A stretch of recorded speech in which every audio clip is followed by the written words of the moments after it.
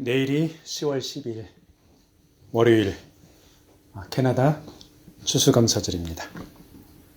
한국어의 추석하고 비슷하다고 보면 되겠죠. 올 한 해를 되돌아보니까 코로나 팬데믹으로 다들 힘들어했습니다. 그래도 세월은 흐르고 단풍잎은 아름답게 변해가고 있습니다. 코로나 팬데믹으로 전 세계 많은 사람들이 물질적으로 정서적으로 많이 힘들었는데 그래도 이곳에 사는 우리 캐나다에 사는 우리들 밥도 굶지 않고 비교적 건강하게 잘 지내고 있어서 감사합니다. 오늘은 우리가 매일처럼 접하는 이 물질 그리고 물질과 탐심에 대해서 한번 말씀을 나누어 보도록 하겠습니다. 오늘 말씀 누가복음 12장 말씀을 읽었는데요. 앞에 안 읽은 부분 12장 그 서두에 보면은 예수님을 따르는 무리들이 엄청나게 많습니다. 그래서 서로 밟힐 정도라고 이렇게 기록되어 있습니다. 아마 신도림역하고 비슷했던 모양이에요. 그 많은 사람들이 하나님 나라의 복음을 듣고 병을 치유받고 그야말로 은혜를 누렸습니다. 그렇지만은 그들 중에 일부 극소수는 예수님께 적대적인 바리새인 그리고 서기관들이 있었습니다. 사람이 많이 몰려드니까 그만큼 다양한 사람들이 거기에 있었겠죠. 그런데 그 중에서 아주 특이한 사람이 하나 있었습니다. 개인적으로 이 사람을 좀 간 큰 사람이라고 표현을 하고 싶어요. 간 큰 사람 하나가 와서 예수님께 나와서 한 가지 요청을 합니다.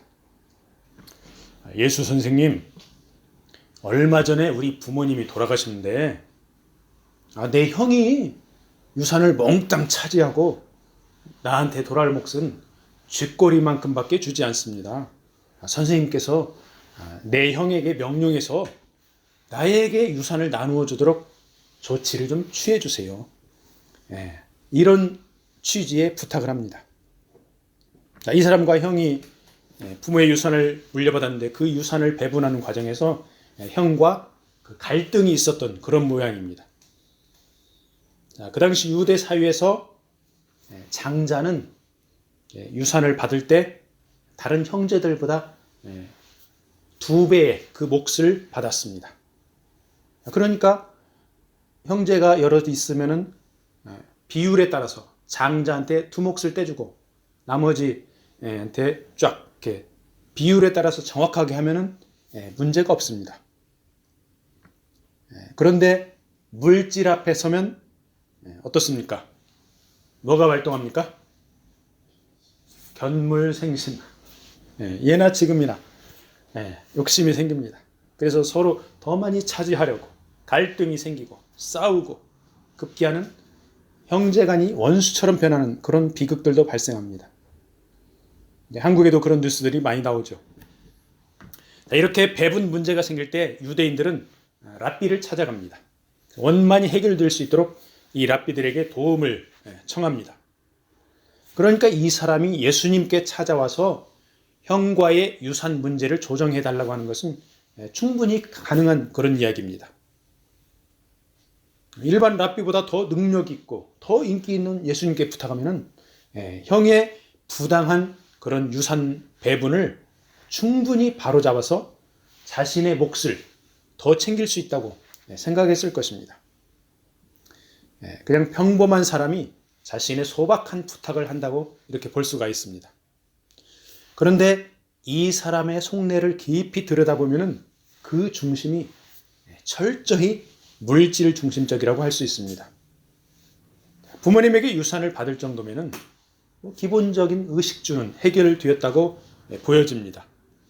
그런데도 형과의 사이가 좋아지지 않을 것을 예상하면서도 자기 몫의 유산을 내려놓지 못합니다. 그리고 이것은 평범한 사람들 대부분의 자세입니다. 인간관계보다 돈을 우선시하는 이런 가치관 모든 사람들의 속내에 깊이 자리 잡고 있습니다. 그래서 가난하고 힘든 사람들보다 먹고 살만한 그런 사람들의 인간관계가 더 불안합니다. 더 깨지기 쉽습니다. 우리 주님은 부자 청년에게 소유를 팔아서 가난한 사람들에게 나누어주라 이렇게 말씀하셨죠. 자, 우리 크리스찬들 베풀어주고 손해보고 나누어주면은 인간관계가 아름답게 발전합니다. 요즘에 이제 라이드를 하고 있는데 한 달여 전쯤에 라이드를 하면서 한국 고객 한 분을 공항에서 윗비까지 태워다 줬습니다. 근데 이분이 요금을 250불을 주는 거예요. 내가 100불이면 충분합니다. 150불을 다시 이렇게 돌려줬어요. 그랬더니 안 받아요. 안 받으면서 하는 얘기가 내 방식대로 넉넉하게 계산했으니까 다 받으세요. 그러는 거예요. 그러면서 자신은 어머님한테 교육받기를 남들에게 베풀어주고 그리고 손해보고 살아라. 이렇게 교육을 받았다는 거예요. 참, 제가 너무 놀랐습니다. 그리고 이제 250불을 다 받았죠. 참 감사했습니다. 그리고 이것도 감사한데 주변에 이렇게 아름다운 마음씨를 가지고 있다는 분이 그런 분들을 만난다는 게 더 감사했습니다. 내가 정말로 이 150불을 돌려주려고 한 게 참 잘했구나 이런 생각이 들었습니다. 자, 예수님께 나와서 유산 배분을 요청하는 이 사람의 물질 중심적인 자세 문제입니다. 그렇지만 이 사람의 더 심각한 문제는 메시아이신 예수님을 몰라봤다는 것입니다. 많은 사람들이 복음을 듣고 치유받고 메시아 예수 그리스도를 알아봤습니다. 그런데 이 사람은 예수님을 메시아로 알아보기는커녕 자기 자신의 물질의 증식을 위해서 물질을 더 차지하기 위해서 예수님을 이용하려 했다는 것입니다. 이 예수라는 분이 보니까 카리스마가 엄청난데 형한테 이야기하면 분명히 형이 내 몫의 유산을 두 말 없이 내어줄 거야. 마음속에 이런 생각을 했을 것입니다. 자, 예수님을 이용해서 자기 몫의 유산을 챙기려는 이 사람의 심리가 요즘 시대에는 더 발전한 모양으로 교인들에게서 나타납니다. 자, 일반 평교인들 교회 가서 사업적인 도움을 받기를 바랍니다. 좋은 말로 도움이지 뭐 있는 그대로 표현하면은 교회를 사업에 이용해 먹는 것이죠. 평교인들은 그렇지만 사역자들은 어떻습니까? 사역자들은 교회를 부흥시키고 발전시킨다면서 자기 야망을 실현시키려고 하는 분들이 많습니다. 그러니까 문제의 근본적인 그런 부분은 자기 중심적인 것입니다. 자, 평교인이건 사역자이건 예수 중심, 하나님 나라 중심이어야지 자기 중심으로 가면은 주님도 팔아먹고 교회도 이용해 먹는 것입니다. 주님께서는 이 사람의 심리를 꿰뚫어 보시고 점잖게 훈계합니다. 우리 말로 이 사람아 이렇게 번역을 해놨는데 원문의 정신을 그대로 보면은 점잖게 훈계하는 내용입니다. 이 사람아 누가 나를 너희의 재판장이나 물건 나누는 자로 세웠느냐. 우리 주님은 유대 사회의 재판장이나 랍비보다 훨씬 뛰어넘는 메시아로 이 땅에 오신 것입니다. 주님은 거기 있는 사람들에게 인간의 근본적인 문제를 말씀합니다. 삼가 모든 탐심을 물리치라. 오늘 말씀의 제목입니다. 사람의 생명이 그 소유에 넉넉한 데 있지 아니하니라. 자, 탐심이 무엇입니까? 자, 탐심은 어떤 그 미국의 유명한 주석가의 그 주석을 이렇게 참고를 해보니까 나를 위해서라면 어떤 대가를 치르러서라도 더 많이 이러한 생활 양식과 자세가 반영되어 있다고 합니다. 그러니까 나를 위한 것이죠. 나를 위해 더 많이 어떤 대가를 치르러서라도 더 많이. 이게 바로 탐심인 것이죠. 그래서 탐심은 곧 우상 숭배가 된다고 성경에 말씀하고 있죠. 더 나아가면 죽음에 이르는 것입니다. 사람의 생명, 인간의 존엄성은 그 소유의 넉넉함에 있지 않고 하나님과의 올바른 관계에 있습니다. 그래서 물질에 대한 탐심을 물리치고 하나님께 부요하라. 우리 주님이 이렇게 말씀하십니다. 주님께서 탐심을 물리치라고 말씀하고 거기 함께 있는 무리들에게 이제 어리석인 부자 이야기를 비유로 들려주십니다. 자, 이 부자가 농사를 지었는데 풍성한 수확을 거두었습니다. 옛날에 유대 사회에서 어떤 농사를 많이 지었습니까? 포도, 올리브, 밀, 이런 것들을 많이 지었죠. 근데 지금처럼 농업 기술이 발달하지 않았습니다. 그러니까 비가 적당히 내려줘야 합니다. 온도도 알맞아야 합니다. 그래야 농사가 잘 됩니다. 거기에다가 농사꾼이 부지런하게 열심히 농작물을 가꿔야 됩니다. 아마 본문에 나오는 이 부자는 아주 억척스럽게 열심히 농사를 잘 짓는 그런 사람으로 보입니다. 자, 이렇게 본인이 노력도 하고 날씨도 받쳐주어서 그래야 풍년이 듭니다. 그래서 풍년이 들었으면 당연히 제일 먼저 할 일이 하나님께 감사드리는 일입니다. 바로 이게 구약 성경의 정신, 유대 사회의 정신입니다. 그런데 이 부자는 풍성한 소출을 대하고 제일 먼저 하는 일이 무엇입니까? 걱정을 합니다. 걱정. 감사가 아닌 걱정을 합니다. 어찌할꼬. 얼마나 풍년이 많이 들었는지 곡식을 쌓아놓을 곡간이 비좁아서 어찌할꼬. 이렇게 고민하고 근심하고 있는 것입니다. 창고에 들어갈 만큼 쌓고 나머지는 가난한 사람들에게 다 나눠줘 버리면 마음도 기쁘고 홀가분하고 걱정될 거 없습니다. 그러나 이 부자는 마음속으로 이 생각 저 생각하면서 창고를 헐어버리고 더 큰 창고를 지어서 거기에 곡식을 저장하기로 이렇게 생각을 합니다. 자, 부자가 이렇게 생각하는 거 어떻습니까? 그때 당시 사회 환경과 문화를 보면 지극히 정상적이고 적절한 대책입니다. 자, 그런데 이 부자는 생각이 거기에서 멈추지 않고 앞으로 더 나갑니다. 창고에 양식을 가득 쟁여놓고 평안히 먹고 쉬고 마시고 즐거워하면서 보내겠다. 이렇게 장밋빛 미래를 꿈꾸고 있는 것입니다. 자, 일반적인 평범한 부자들이 누구나 다 할 수 있는 그런 생각들이죠.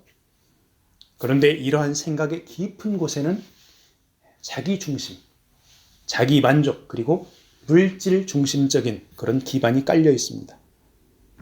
우리 주님께서 이런 부자를 어리석은 자라 이렇게 말씀하고 있죠. 이 부자가 나쁜 짓 했습니까? 적극적으로 악랄한 짓 했습니까? 그렇지 않습니다. 미련한 짓 했습니다. 이 부자가 혼자서 생각하고 계획하는 본문의 문장을 읽어보면 내가라는 표현이 자주 등장합니다. 17절에 보니까 내가 곡식 쌓아둘 곳이 없으니 18절에 내가 이렇게 하리라. 내 곡간을 헐고 내 모든 곡식과 물건 19절에 내가 내 영혼에게 이르되 이렇게 내가라는 표현이 세 절에 걸쳐서 6번이나 나옵니다. 이 부자가 그만큼 자기 중심적이라는 것입니다. 그런데 우리들도 조금만 자신을 성찰해 보면 이 부자 못지않게 자기 중심적이라는 것을 쉽게 알 수가 있습니다. 자, 우리가 소유한 부동산, 동산은 물론 지식이나 능력까지도 철저하게 자기 중심적입니다. 부동산이 없다고요?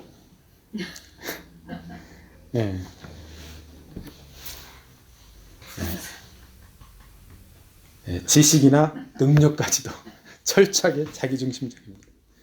자, 우리 각자와 가족을 첫 번째로 하고 그 다음에 나머지로 주변을 돌아보고 챙기는 경우가 대부분이죠. 남부터 챙기는 사람 거의 찾아볼 수가 없습니다. 자, 이렇게 자기중심적인 것을 본문에서 찾아보면 탐심과 연관되어 있습니다. 주님은 이 탐심을 물리치라고 말씀하고 있죠. 자, 이 탐심과 상대적으로 나온 말씀이 21절에서 보니까 하나님을 부요하게 하라. 그 말씀입니다. 하나님을 부요하게 한다는 것은 자기를 위해 재물을 쌓지 않고 하나님 나라를 위해 쌓는다. 이 말씀입니다. 엊그제 뉴스에 보니까 한국국세청에서 고액 체납자들을 추적을 했습니다. 이 세금을 많이 안 내는 사람들이 자기 집을 놔두고 다른 데 가서 숨어 살아요. 국세청에서 이거를 탁 추적을 해가지고 거기를 가서 수색을 했습니다. 해보니까 금덩어리가 나옵니다. 5만 원권이 뭉칫돈이 나옵니다. 나라에 낼 세금을 안 내고 이렇게 자기를 위해서 재물을 쌓아놓는 것입니다. 그런데 반면에 어떤 분은 병원에서 처음 맞는 사람이 이야기를 쭉 하다 보니까 심장이 2개가 다 망가졌어요. 이제 죽음을 앞두고 있습니다. 그런데 한 가지 방법은 이식을 해야 됩니다. 이야기를 하다 보니까 아무 조건 없이 처음 만난 사람한테 자기 신장을 하나 떼어주고 그러고 그냥 갑니다. 이런 사람도 있습니다. 어떻게 이런 일이 가능합니까? 신장을 떼어준 사람은 크리스찬입니다. 그 마음이 예수 그리스도의 사랑으로 가득 차 있기 때문입니다.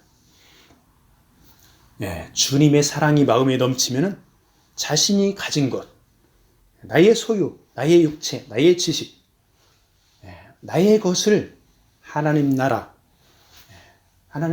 이웃을 위해, 하나님 나라의 자녀를 위해서 이렇게 아낌없이 드리게 되어 있습니다. 이렇게 드리는 자세가 바로 하나님을 부요하게 하는 것입니다. 하나님께서는 자기 자신을 위해 재물을 창고에 쌓아두는 사람을 어리석은 자라고 부르고 있습니다. 이 어리석은 부자는 창고에다가 열심히 쌓아놓았는데 오늘 밤에 죽어버리면 자신을 위해 쓰지 못한다는 것입니다. 생명을 주관하는 하나님이 그 영혼을 데려가 버리면 그가 쌓아놓은 물질, 다른 사람의 것이 되어버립니다. 자, 재물을 자기를 위해 쌓아두는 것, 이 세상에서의 일입니다. 하나님께 대하여 부유하다는 것은 영원을 위한 일입니다. 자, 재물이라는 것은 이 세상에서 없어서는 안 될 꼭 필요한 물건입니다. 그런데 자기만을 위하면 그저 이 세상에서만 쓰는 가치로 떨어져 버립니다. 어리석은 부자의 길을 가는 것입니다. 그런데 재물을 영원한 하나님 나라를 위해 쓸 때 하나님께 대하여 부요한 자가 되어 결국은 하나님께 영광을 돌리게 되는 것입니다.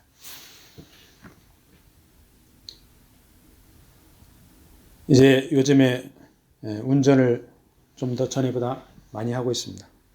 운전하고 다니다 보면은 길이 막히는 곳, 차들이 쫙 서 있습니다. 그런 구간에 꼭 이제 노숙자들이 이렇게 손을 내밉니다. 코로나 구간에는 뭐 이게 컵을 내밀고, 컵을 이렇게 낚싯대처럼 대롱대롱 매달려서 이렇게 해가지고 이제 달라고 하는 사람도 있습니다. 그들에게 이제 투니 동전과 예수 생명 전도지를 주면은, 엊그제 이제 어떤 사람은 젊은 사람이 얼굴이 아주 활발해요. 활기차게. In the name of Jesus 하면서 나를 축복을 해주는 거예요. 그래서 깜짝 놀랐습니다. 좀 당황스러웠습니다. 구걸하는 거지가 아주 밝은 표정으로 예수 이름으로 축복하니까 동전을 받아서 좋았는지 어쩐지는 모르는데 좀 당황스러웠습니다. 그래도 얼굴빛이 밝으니까 참 보기는 괜찮더라고요. 근데 어떤 사람은 이 사람도 젊은 남자인데 눈동자가 풀렸습니다. 힘이 하나도 없어요. 그리고 컵을 내밀더라고요. 그래서 이제 동전하고 이렇게 전도지를 주었는데 그래도 이렇게 백미라로 보니까 이 사람이 전도지를 버리지 않고 읽어보더라고요. 참 바라기는 이 영혼들이 예수 생명 그 메시지를 읽어보고 새 생명의 역사가 일어나기를 기도했습니다. 오늘 말씀을 마무리하겠습니다. 요즘 가을이죠. 길가의 단풍잎을 바라보며 추수감사절을 맞이하면서 올해도 거의 다 가는구나. 올해 하나님 나라를 위해 무엇을 쌓았나 이렇게 생각을 해봅니다. 코로나 팬데믹 가운데 몇 군데 선교지에 작은 정성을 쌓았습니다. 그런데 그것도 내 것으로 쌓은 것이 아니라 하나님이 베풀어 준 축복을 흘려보낸 것입니다. 자, 우리의 소유와 누리고 있는 것들이 하나님께서 온 것임을 절실히 느낍니다. 이 가을에 하나님의 축복을 더 풍성히 누리며 감사하기를 바랍니다. 나아가서 가난하고 어려운 이웃들을 위해서 하나님께 더 부요하기를 축복합니다. 아멘.